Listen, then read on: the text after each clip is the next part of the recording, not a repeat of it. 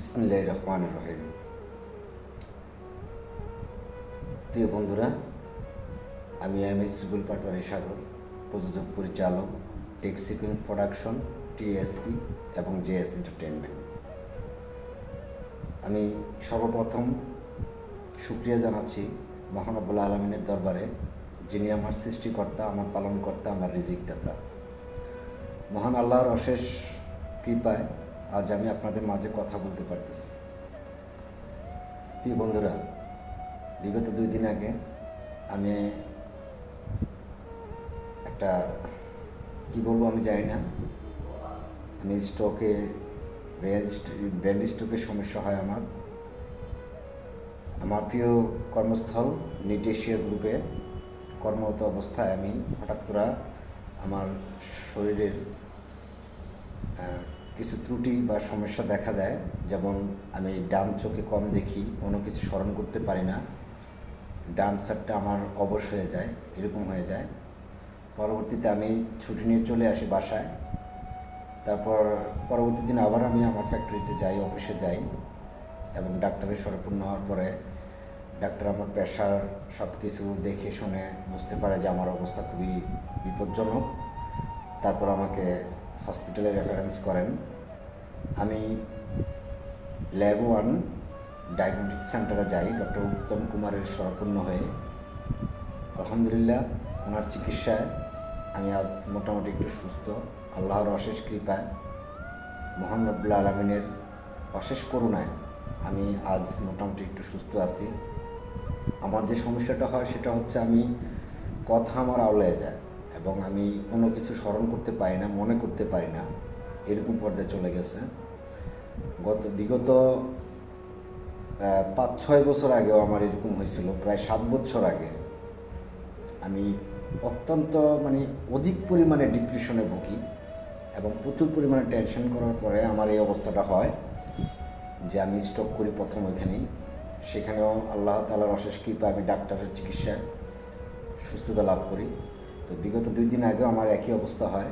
আমার প্রিয় কর্মস্থল নিট এশিয়াতে কাজ করানোর অবস্থায় আমার এই অবস্থা হয়। এখনও আমি ঠিকমতো কথা বলতে পারি না, আমার সব কিছু এলোমেলো হয়ে যায়, কোনো কিছু চিন্তা করতে গেলে আমার মাথা হ্যাং হয়ে যায়। তো প্রিয় বন্ধুরা, আমি যে কথাটা আজকে আপনাদের মাঝে শেয়ার করতে আসছি, আপনারা যেখানে যে অবস্থায় থাকেন ভালো থাকবেন, সুস্থ থাকবেন, নিজের প্রতি টেক কেয়ার করবেন, নিজেকে ভালোবাসবেন। বেশি অধিক চিন্তা করা যাবে না, কারণ এমন মানব জীবন আমরা আর কখনো পাবো না।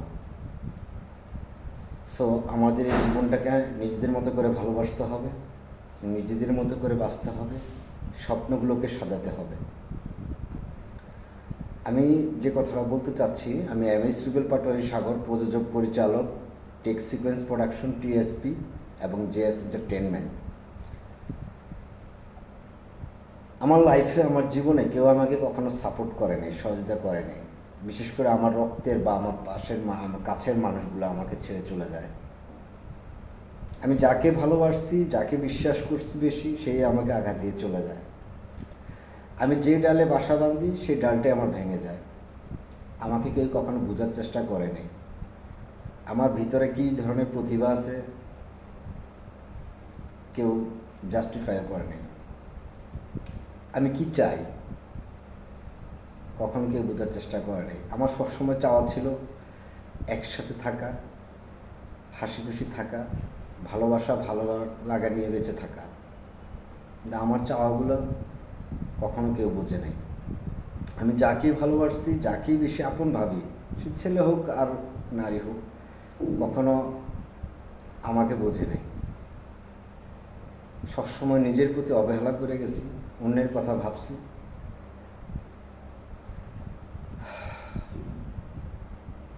আমি শুধু আমার শুভাকাঙ্ক্ষী, আমার ফ্যান ফলোয়ারদের উদ্দেশ্যে বলবো, এখনও সময় আছে। আমরা যারা অন্যের জন্য কাঁদি, সে কিন্তু দীপ্তি হেসে বেড়াচ্ছে অন্য আরেকজনকে নিয়ে। আমি যাকে ভালোবাসি সে কিন্তু আমাকে ভালোবাসে না, অথচ আমি তার জন্যই কাঁদি,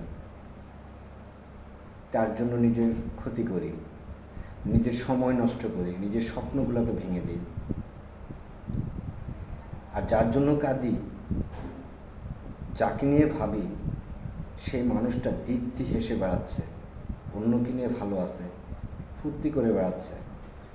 প্রিয় বন্ধুরা, আগে নিজেকে ভালোবাসুন। আপনার যদি কিছু হয়ে যায়, আপনাকে দেখার মতো কেউ থাকবে না। হসপিটালে যে থাকে বা যে অসুস্থ হয়, সে বুঝে পৃথিবীটা তার কাছে কীরকম, বা কে আপন কে পর। কঠিন দুঃসময়ে আপন পর চেনা যায়, সুসময়ে কখনো আপন চেনা যায় না। সুসময়ে অনেকেই বন্ধু বটে, অনেকেই পাশে থাকে। আর ভালোবাসার কথা বলবো, ভালোবাসা সবাই বুঝে না, সবাই ভালোবাসতেও জানে না, যাকে তাকে ভালোবাসাও যায় না। সত্যিকার ভালোবাসা কখনো জাত, ধর্ম, ধনী গরিব, কালো ফর্সা, বয়স দেখে হয় না। একটা প্রকৃত সত্যিকারের ভালোবাসা যে কোনো মুহূর্তে যে কারোর সাথে হয়ে যেতে পারে। ভালো লাগা থেকেই তো ভালোবাসার জন্ম নেয়। তাই বলে কি সবাই ভালোবাসা বোঝে? সবাই ভালোবাসা বোঝে না, সবাই ভালোবাসতেও জানে না। হাজার বছর পাশে থাকলেও কেউ কেউ আপন হয় না। আবার একটা মিনিটের পরিচয় কেউ কেউ আত্মার আত্মীয় হয়ে যায়। জীবনে যদি একজন ভালো মানুষ পাওয়া যায়, তাহলে প্রথম সম্পর্ক কেন, পুরো অতীতটাকেই ভোলা যায়। ভালোবাসা কি? ভালোবাসা কেমন? কে কাকে কতটা ভালোবাসে কেমন করে বুঝবেন? ভালোবাসি ভালোবাসি চিৎকার করে বললেও কখনো ভালোবাসা হয় না। ভালোবাসা বেড়ে যায় কাজে কর্মে, চিন্তায় চেতনায়, ভাবনায়।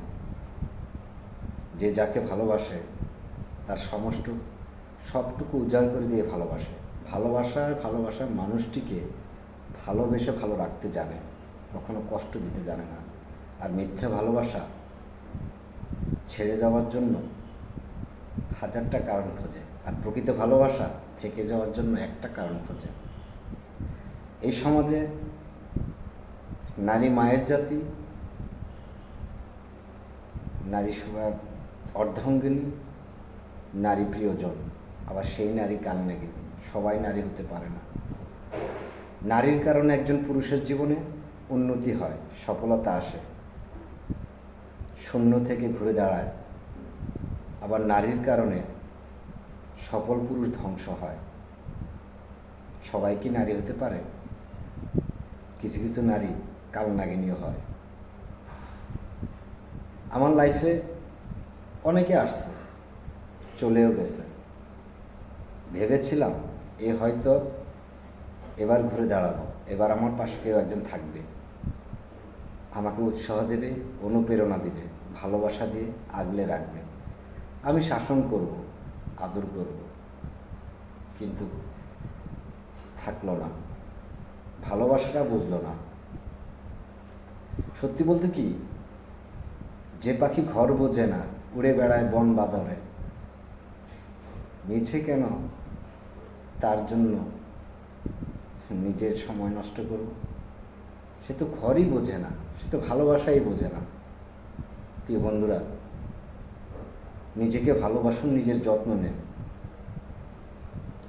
আমি বুঝছি এই বিগত 2 দিনে মনে হয়েছে পৃথিবীতে আমি আর ঘুরে দাঁড়াতে পারবো না। মহান রব্বুল আলামিনের অশেষ দয়া, অশেষ কৃপায়, আপনাদের দোয়া ও ভালোবাসা, আলহামদুলিল্লাহ আজ আমি মোটামুটি সুস্থ, কথা বলতে পারতেছি। খুব ইচ্ছে করতেছি, নিজেকে এখন খুব ভালোবাসি। কে মরলো, কে বাঁচলো, কার কী হলো এখন আর দেখার সময় নেই। নিজেকে ভালোবাসি, নিজের স্বপ্নগুলো পূরণ করি। আমি কৃতজ্ঞতা জানাচ্ছি আমার সহকর্মী নিট এশিয়া গ্রুপের আমার শ্রদ্ধেয় জসিম স্যার, আমার বস, আমার সহকর্মী এবং মানব সম্পদ বিভাগের সকল কর্মকর্তা কর্মচারীদের, যারা আমাকে সার্বিকভাবে সহায়তা করছেন, সাপোর্ট করছেন। তা নাহলে আজকে আমি বেঁচে থাকতে পারতাম না।